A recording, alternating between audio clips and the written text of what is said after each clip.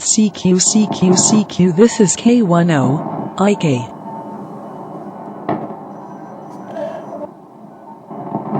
Well, today we're going to examine a rig that's over 50 years old, the Heathkit DX-60, the Halocrafters S-76, and the HG-10 VFO by Heathkit. And then we're going to listen in on a phone contact I had using the DX-60 with a fellow by the name of Greg. He had a pretty decent signal. We're both running about 20 watts output, and I think it worked out pretty good.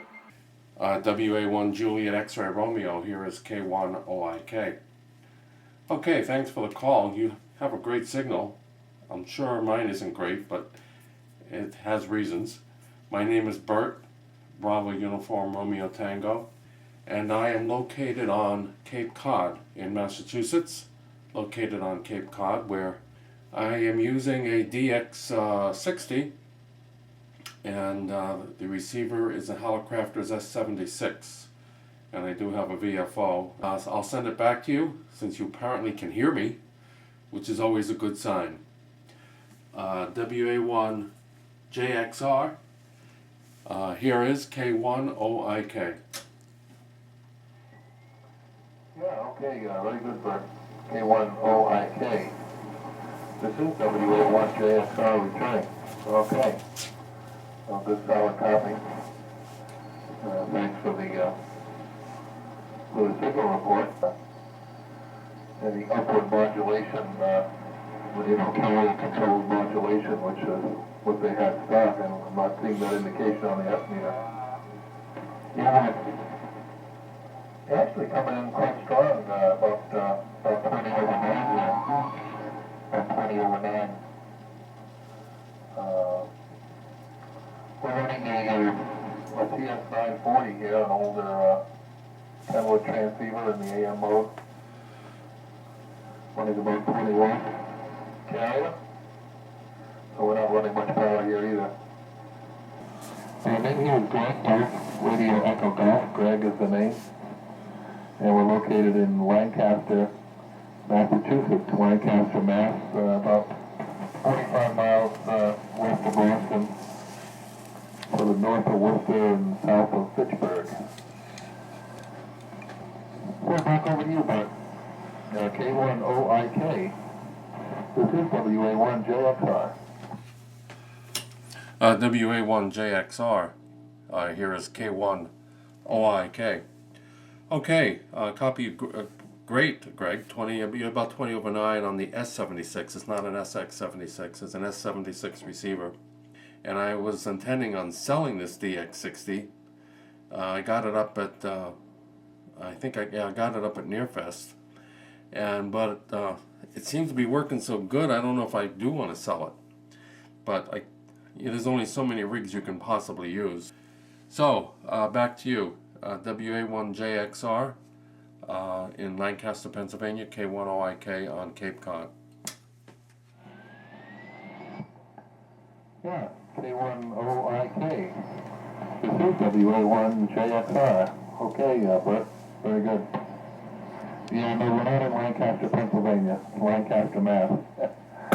We call it Lancaster, they call it Lancaster. So let's try tuning up the DX-60, and we'll set it up to its 90 watts of input power, so when we flip to AM, we will be all set. Here we go. Going back 50 years or more. We're going to review the Heathkit DX-60. This rig was popular in the early to mid 1960s, and it has an input power of 90 watts on CW and approximately 40 to 50 watts on phone. It has something called carrier control modulation, which means that it modulates the screen. The audio is not as clear as it would be if you modulated the plate, but it is a lot less expensive to construct and to provide the parts for from the Heathkit company. The Heathkit DX-60 followed the DX-40, and it came with a solid-state power supply Almost nothing else, however, was solid state. We're going to first follow the instructions, and the first thing we do is we put the meter into the grid position, and we then go into the tune position, and as you see, we have approximately 3 mils of a grid current. And what we do here is we tune the drive tune for maximum, and there's our maximum right there. If you look up here, we have our maximum, and then we lower the drive level down to 3. Okay, and that's the first stage of providing tuning for the DX-60.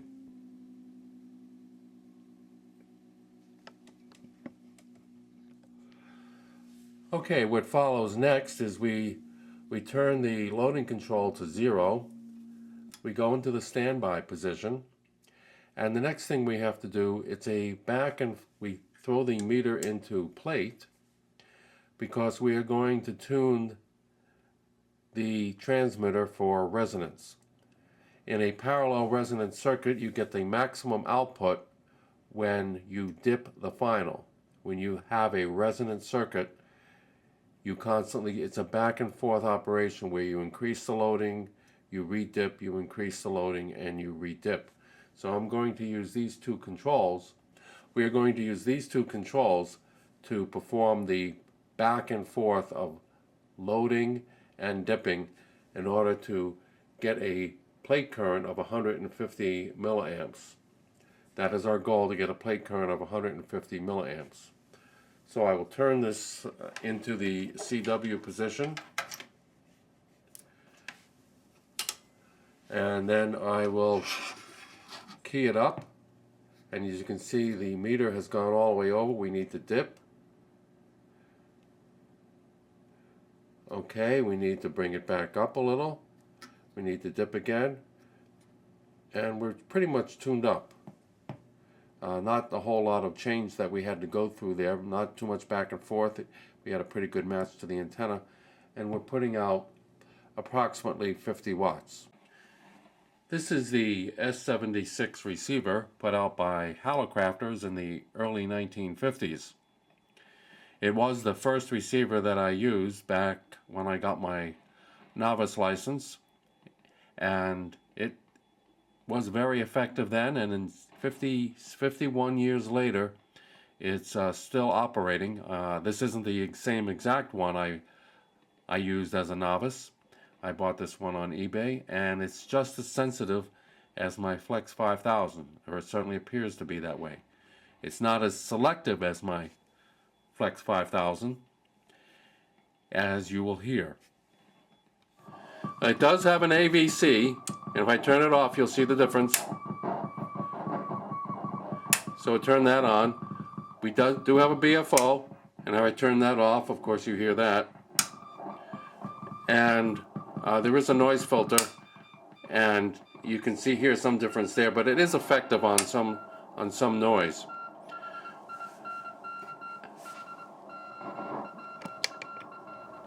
We do have a pitch control.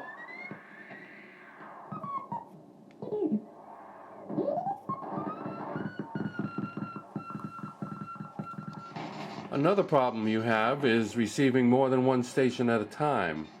This doesn't happen with modern rigs because you can control the selectivity. Well, you can control the selectivity here, but you don't have as much control over it. As I turn it back, we are narrowing our selectivity, but we still can hear more than one station.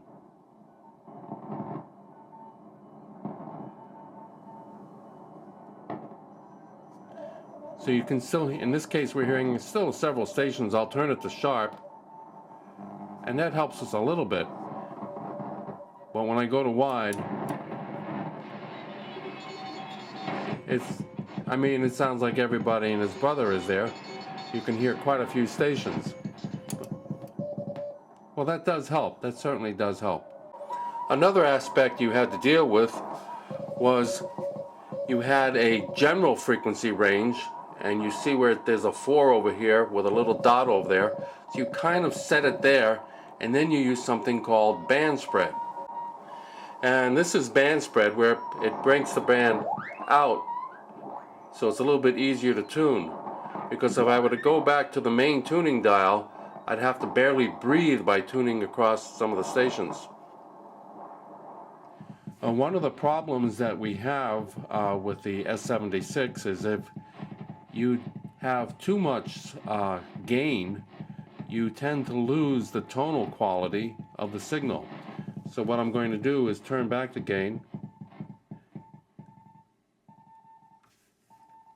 and now you can certainly hear the tonal quality of the signal. In later rigs, later receivers, they had something called a product detector, which balanced off the receiver gain with the amount of signal strength so that it didn't sound like this. We lost almost all the tonal quality. So you constantly have to adjust the receiver gain and the volume in order to receive a proper CW tone. And of course, sensitivity is very useful. As we bring it back here, we get a little bit better tonal quality because we're matching the BFO signal strength with the signal coming in. We increase the volume over here, and that sounds a little bit better. The S-76 was known for the biggest S-meter ever made, and I love it. It's a great S-meter, and it was very, very helpful, easy to see. I didn't need it so much when I was younger, but now that I'm older, I don't have any trouble finding the S-meter. We also have the ability to control our tone, which is a little bit more useful on AM than anything else. Now the real contest in this is trying to copy a sideband station. Because in trying to copy a sideband station, you have to match the BFO strength with the frequency and selectivity and sensitivity.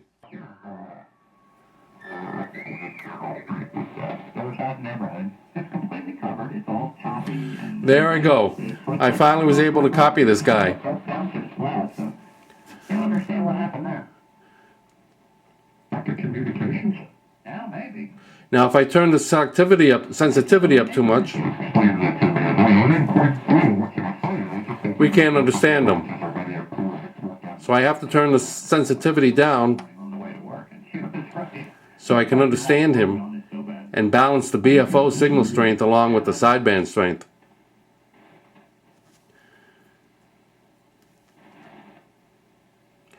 You do, fine gentlemen. I think I'm going to bid you adieu as well. But as you can see, once you get it balanced, it doesn't sound too bad. But next thing we'll try is listening to AM, and AM is fine. And here we are listening to a little bit of AM. Sounds good. A little bit of static crashes today. But AM is very easy to tune in. I don't know what you need me for, but... AM sounds great. It's called ancient modulation, American modulation, but it's great. 73 from K1 OAK.